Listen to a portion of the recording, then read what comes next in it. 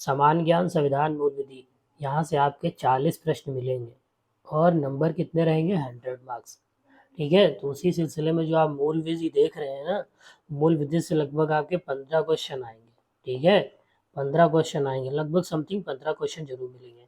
ठीक है, तो भारतीय दंड विधान से जितने भी PYQ थे मैंने करा दिए, महिलाओं बच्चों से जितने भी थे ये भी टॉपिक कवर कर दिया, मोटर वाहन अधिनियम ये भी टॉपिक कवर कर दिया, मानवाधिकार संरक्षण अधिनियम ये भी टॉपिक कवर कर दिया, जन सूचना का अधिकार ये भी टॉपिक कवर कर दिया, पर्यावरण संरक्षण अधिनियम ये भी टॉपिक कवर कर दिया। तो आप मेरी प्लेलिस्ट में जाएंगे तो ये जितने भी टॉपिक है ये कवर हो चुके हैं। जो आज का टॉपिक है वो है आयकर अधिनियम। आयकर अधिनियम से जुड़ी हुई जितनी भी जानकारी है, जितने भी एक्ट हैं, किस एक्ट में क्या प्रावधान है, उनके बारे में हम डिस्कस करेंगे। और बात करते हैं आयकर अधिनियम की। तो आयकर अधिनियम क्या है? आयकर अधिनियम 1961 बोले तो इनकम टैक्स एक्ट 1961 है क्या? अच्छा, ये अधिनियमित कब हुआ था? तो अधिनियमित हुआ था 1961 को। संसद में 1961 को क्या हुआ? ये अधिनियमित हो गया था। लागू कब हुआ था? 1 अप्रैल 1961। तो इसीलिए हमेशा याद रखना, जो भी चीज़ साल का वित्तीय वर्ष होता है वो मार्च में ख़त्म हो जाता है और अप्रैल में चालू हो जाता है। 1 अप्रैल से चालू हो जाता है, तो 1 अप्रैल 1962। ठीक है। अच्छा, भारत में आयकर का क्या काम है?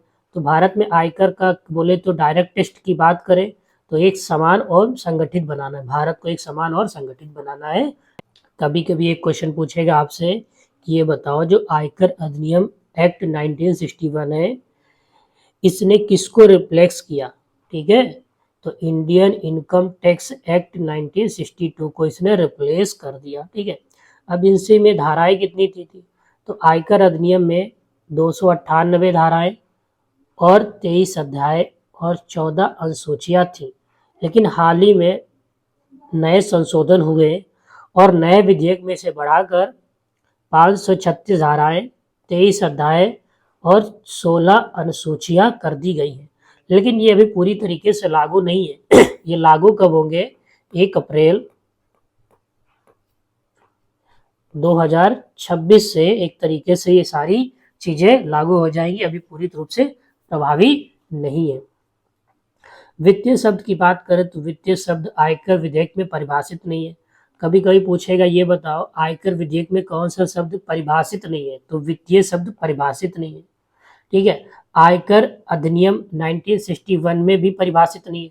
तो आयकर विधेयक अलग है, आयकर अधिनियम 1961 में भी परिभाषित नहीं है। तो जो चीजों को समझना, घुमा कैसे पूछेगा। अच्छा, इसे समान खंड अधिनियम 1897 की धारा 3031 में 1 अप्रैल से शुरू होने वाले वर्ष के लिए परिभाषित किया गया है। ठीक है, जो भी जल्दी शुरू होगा। आयकर विधेयक में वित्तीय वर्ष शब्द का प्रयोग हुआ है, हाँ कह सकते प्रयोग हुआ है। ठीक है, लेकिन ये परिभाषित नहीं।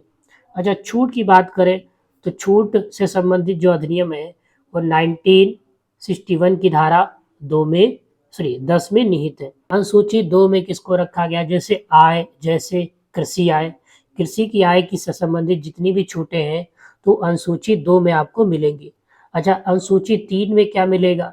छूट के लिए कुछ पात्र व्यक्ति जैसे फार्मों के साझेदार, ठीक है, HUF आदि, इनके बारे में अगर आपको जो जानकारी मिलेगी तो धारा 10 में, लेकिन जो अनुसूची होगी वो आपकी 3 होगी। अच्छा, अनुसूची 4 क्या कहती है? अनुसूची 4 क्या कहती है? गैर निवासियों को छूट। जितने भी गैर निवासी होंगे, मतलब एक तरीके से यहाँ के निवासी नहीं होंगे, उनकी छूट का प्रावधान धारा 10 में तो है, लेकिन अनुसूची कौन से है? अनुसूची 4 है। अच्छा, अनुसूची 5 क्या कहती है?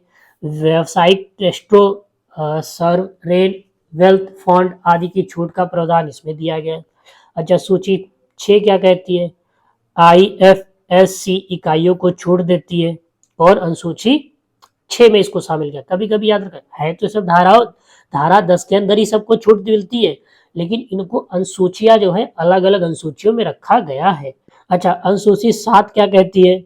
व्यक्तियों को कर से छूट प्रदान प्राप्त है। ठीक है, अगर व्यक्तियों को कर से छूट प्राप्त है तो वो किस अनुसूची में रखे गए हैं? तो अनुसूची 7 में। अच्छा, थोड़ा और जानते हैं। आयकर अधिनियम 1961 की धारा 68 को पहले कैश क्रेडिट यानी नगद क्रेडिट कहा जाता था, लेकिन हाल के वित्त विधेयकों में इसका नाम बदलकर अस्पष्टीकृत क्रेडिट कर दिया गया। याद रखना, जो नगद क्रेडिट था कैश क्रेडिट, उसका अब नाम बदल के अस्पष्टीकृत क्रेडिट कर दिया गया है। ठीक है। और 1961 की धारा 68 1961 की धारा 68, ठीक है, 68 में ये निहित है, याद रखना। फिर आगे बढ़ते हैं। धारा 192 से 196 तक टीडीएस से संबंधित प्रावधान दिए गए हैं। तो टीडीएस से संबंधित जितने भी प्रावधान है वो आपके 192 से लेकर 196 तक है, जैसे वेतन, ब्याज, कमीशन, किराया आदि पर टीडीएस। और थोड़ा समझते हैं। तो 1 अप्रैल 2026 से संसद द्वारा पारित आयकर अधिनियम 2025 प्रभावी होगा। जैसे मैंने कहा, जितने भी 2025 में नए संशोधन हुए हैं वो 1 अप्रैल 2026 से लागू हो जाएंगे। 2025 में जो नए आयकर विधेयक के अनुसार जो वेतन को है वो अध्याय 4 और खंड 15 में परिभाषित किया गया है। अब कुछ हम पीवाईक्यू करेंगे। क्वेश्चन क्या कहता है, जो 10 है, ठीक है, 10 उन सभी व्यक्तियों द्वारा प्राप्त किया जाना चाहिए। तो सबसे पहले आप समझोगे जो 10 होता क्या है। अगर हम 10 की बात करें तो 10 होता क्या है। तो अगर 10 का पूरा फुल फॉर्म की बात करें तो tax discussion and calculation account number होता है। 10 क्या होता है, एक तरीके से tax discussion and calculation number होता है। इसमें टोटल नंबर कितने होते हैं, तो आप कह सकते हो 10 अंक होते हैं। ठीक है। और अल्फा न्यूमेरिक नंबर होता है। ठीक है। इसमें नंबर जो होते हैं अल्फा न्यूमेरिक नंबर होता है एक तरीके से। और ये उन सभी लोगों के लिए जरूरी होता है जो टैक्स के स्रोतों पर कर कटौती के लिए जिम्मेदार होते हैं। यानी टीडीएस पे जो कटौती करते हैं ये उनके लिए जिम्मेदार है। जैसे आप कहीं नौकरी कर रहे हैं तो आपका टीडीएस कट रहा है, तो जो आदमी टीडीएस काट रहा है उसके पास 10 नंबर होना चाहिए। तो श्रोताओं पर कटौती के लिए जिम्मेदार। ठीक है। तो श्रोताओं पर कटौती यानी टीडीएस के लिए जिम्मेदार, अभी मैंने बताया। ठीक है, ऑप्शन नंबर सी होगा। कहता है क्वेश्चन, आयकर अधिनियम 1961 की धारा आय को आय शीर्षक के तहत वर्गीकृत करती है। तो कौन सी धारा, धारा 14, धारा 14। अच्छा शीर्षक, अच्छा ये 5 क्या है, 5 क्या है, शीर्षक है आपके, क्या है 5, ये शीर्षक है। ठीक है। अच्छा शीर्षक इसमें है कौन, 5, ये भी तुम आप समझ लो। तो वेतन, वेतन से आए। दूसरा घरेलू संपत्ति से आए।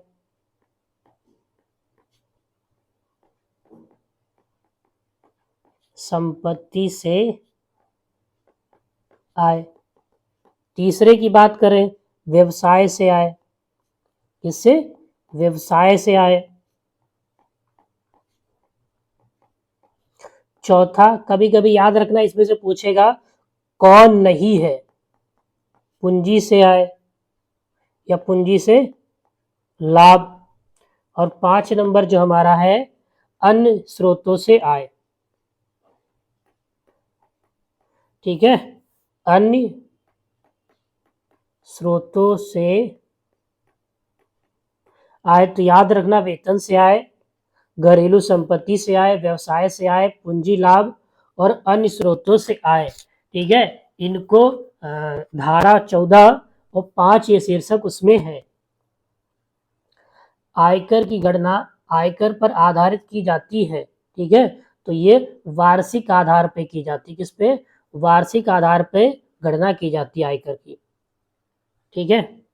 निम्नलिखित में से कौन सा रियल एस्टेट विनिमय और विकास अधिनियम का विषय नहीं है। तो एग्रीकल्चर लैंड, एग्रीकल्चर लैंड बोले तो कृषि भूमि, ये नहीं आता है। यहाँ पर और बता दें, जो ये रियल एस्टेट विनियमन और विकास की बात कर रहा है, ये अधिनियम ये 2016 है। ठीक है, 2016 के अंतर्गत ये आता है। यदि आप अपने नियोक्ता से बच्चों के लिए शिक्षा भत्ता प्राप्त कर रहे हैं तो अधिकतम कितने बच्चों के लिए आप आयकर अधिनियम के तहत छूट का दावा कर सकते हैं। तो 2 बच्चों के लिए कितने? 2 बच्चों के लिए, 2 बच्चों के लिए, ठीक है। आयकर की गणना के प्रयोजन के लिए कुल आय की गणना के आधार किस आधार पर होती है? तो किस आधार पर होती है? तो निर्धारित की आवासीय स्थिति, निर्धारित की आवासीय स्थिति, निर्धारित की आवासीय स्थिति। LIC प्रीमियम के भुगतान का जो दावा है वो आयकर अधिनियम की किस धारा के तहत कटौती के रूप में किया जाता है? तो 80C, धारा 80C के तहत किया जाता है। पहला आयकर अधिनियम किस वर्ष में पेश किया गया था? जो पहला आयकर अधिनियम था वो किस वर्ष पेश किया गया था? तो कह सकते हो 1860 में पेश किया गया था, ठीक है। जब 1857 की क्रांति हो गई उसके बाद अंग्रेजों के पास पैसे की कमी होने लगी, क्योंकि लोगों ने क्या किया, टैक्स देना बना कर दिया, कर देना। तब उन्होंने चीजों पर कर लगाने का उन्हें आइडिया सूझा और 1860 में पहला आयकर अधिनियम वर्ष पेश किया गया, ठीक है। अब ब्रिटिश भारत के जो पहले वित्त मंत्री थे, अगर हम बात करें जब इसको पेश किया गया तो उस टाइम, ठीक है, यानी ब्रिटिश भारत की बात कर रहे हैं कि पहले वित्त मंत्री कौन थे? पहले वित्त मंत्री, जैसे आज के वित्त मंत्री कौन है? सीताताई, ठीक है, निर्मला सीतारमण। अब कौन थे वित्त मंत्री? तो जेम्स विल्सन। क्या थे? विल्सन क्या थे? पहले वित्त मंत्री थे ब्रिटिश भारत के। किसके थे? ब्रिटिश भारत के ये क्या थे? वित्त मंत्री। तो पेश कब हुआ था? 1860 में, ठीक है। कर संग्रहण के उद्देश्य से आय को में वर्गीकृत किया गया है। अभी देखो पीछे क्वेश्चन पढ़ा था, तो आय को वर्गित किया गया है 5 शीर्षकों से। 5 शीर्षकों में क्या किया गया? इसको वर्गित किया गया। क्वेश्चन कब पूछा गया था? 17 और 21 दोनों में पूछा गया था, ठीक है। अभी पीछे बता दिया था। वेतन से, गृह संपत्ति से, व्यापार से, पूंजीगत लाभ से आय जो भी हो रही, और अन्य स्रोतों से। 5 में इसको वर्गीकृत किया गया है। एक निर्धारित के लिए पैन आयकर अधिनियम 1961 की किस धारा के तहत जारी किया जाता है? जो हमारा पैन कार्ड है वो आयकर अधिनियम 61 की किस धारा के तहत जारी किया जाता है? तो 139 139A के तहत, 139A के तहत एक तरीके से पैन कार्ड जारी किया जाता है। तो आज के लिए बस इतना ही। वीडियो अच्छा लगा हो तो लाइक कर देना, चैनल को सब्सक्राइब कर लेना। जय हिंद, जय भारत।